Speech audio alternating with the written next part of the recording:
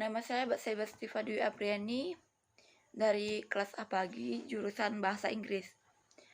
Di sini saya akan menjawab soal Bahasa Indonesia. Nomor 1, jelaskan manfaat yang Anda peroleh ketika mempelajari mata kuliah Bahasa Indonesia. Manfaat yang saya peroleh dari mempelajari Bahasa Indonesia yaitu meningkatkan pengetahuan saya dan keterampilan dalam belajar dan melestarikan budaya dan bahasa.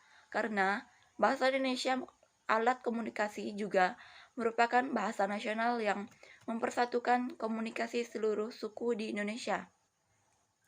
Pentingnya berbahasa Indonesia juga ditujukan agar lebih menghargai bahasa Indonesia serta mempunyai kemampuan yang baik dan benar sesuai dengan etika dan situasi kesopanan, sehingga bisa memperoleh bahasa yang baik. Karena bahasa yang baik dan benar merupakan bahasa yang sesuai dengan kaidah bahasa, sehingga sangat penting bagi intelektual dan emosional. Dan bagi saya, tujuan utama pembelajaran suatu bahasa yakni peran pentingnya di dalam perkembangan untuk mengenal budaya sendiri dan untuk mengenalkan bahasa Indonesia ke masyarakat lain.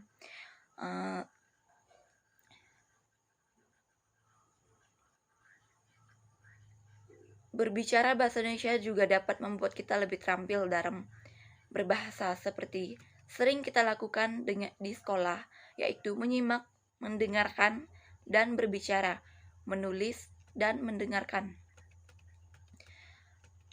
Soal nomor 2, jelaskan tips menyusun kalimat supaya menjadi kalimat efektif. 1. Kesatuan gagasan yang dimaksudkan di sini ialah harus ada unsur seperti subjek, predikat objek, kata keterangan yang dapat membentuk suatu kalimat. Contohnya, ayah sedang membaca koran di teras belakang. Contoh nomor 1. Contoh nomor 2, makna nomor 2, kesejajaran makna kesejajaran di dalam kalimat memiliki kesamaan imbuhan. Contohnya, Andi membantu nenek itu dengan menyeberangkan zebra cross. Nomor 3, kehematan. Dalam penyusunan kalimat efektif tidak perlu menggunakan kata-kata yang tidak diperlukan atau yang berlebihan. Contohnya, buah-buahan apel, durian, nanas, serta pisang sangat disukai oleh Ani. Nomor 4, penekanan penyusunan kalimat efektif. Harus ada penekanan karena pendengar dan pembaca mengerti apa yang ditekankan dalam kalimat tersebut. Nomor 5, kelogisan. Logis atau masuk akal. Jadi, dalam penyusunan kalimat unsur-unsurnya harus berhubungan. Contohnya, Ibu Direktur, saya persilakan naik podium. Jadi, bagi saya, itulah tips untuk menyusun kalimat efektif. Kalimat efektif sangat penting sekali untuk dipelajari karena nantinya akan berkaitan di dalam kehidupan sehari-hari.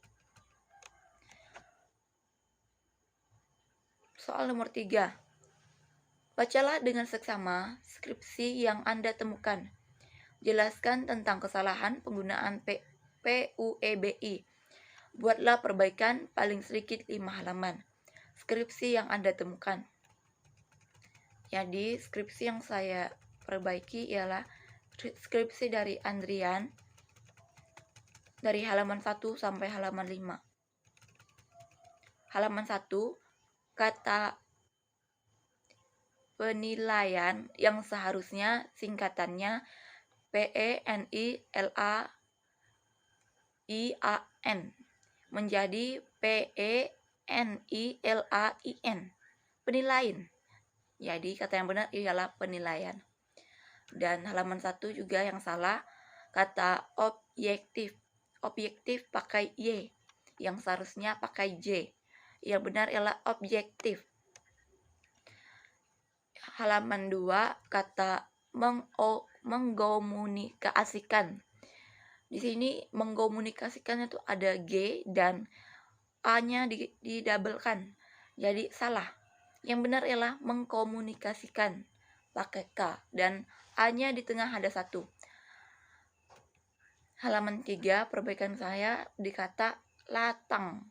Yang benar ialah latar. Kata happy Yang benar ialah pakai S, sapi. Kata permasalahan. Yang benar ialah permasalahan, karena permasalahan A-nya dihilangkan atau tidak ditulis oleh penulis. Jadi salah. Halaman 4, kata UNUTK. Yang benar adalah untuk. Halaman 5, kata organisasi. Yang benar ialah organisasi. Kata tindan, yang benar ialah tindakan.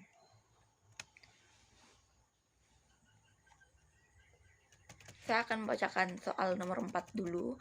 Jelaskan 7 kata serapan dari bahasa Sanskerta, Cina, Arab, Portugis, Belanda, Inggris, dan Jepang. Sertakan makna dari kata tersebut dan situasinya.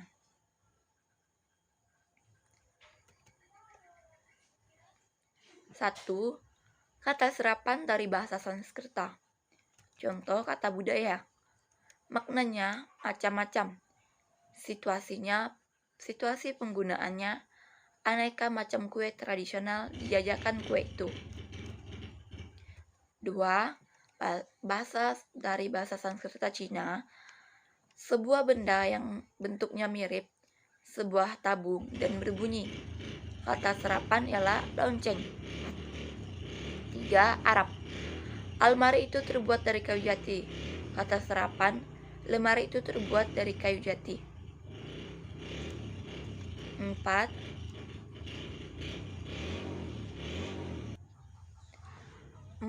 Portugis. Ruang besar di sebuah gedung yang dipakai sebagai tempat untuk mengadakan pesta ataupun acara berskala besar lainnya. Kata serapan, aula. 5. Belanda. 5. Bahasa serapan dari Belanda. Orang yang melakukan suatu olahraga untuk dijadikan sebagai pertandingan. Kata serapan, atlet. 6. Inggris. Kata serapan dari Inggris. Kendaraan beroda 4 yang ukurannya lebih besar dari mobil dan mampu menampung penumpang dalam jumlah yang banyak. Kata serapannya bus atau bis. 7. Kata serapan dari Jepang. Air putih pucat yang diminum untuk menambah gizi. Kata serapan miruku atau milk. Baik, sekian penjelasan dari saya mengenai jawaban dari soal-soal yang telah dikasih. Saya ucapkan terima kasih.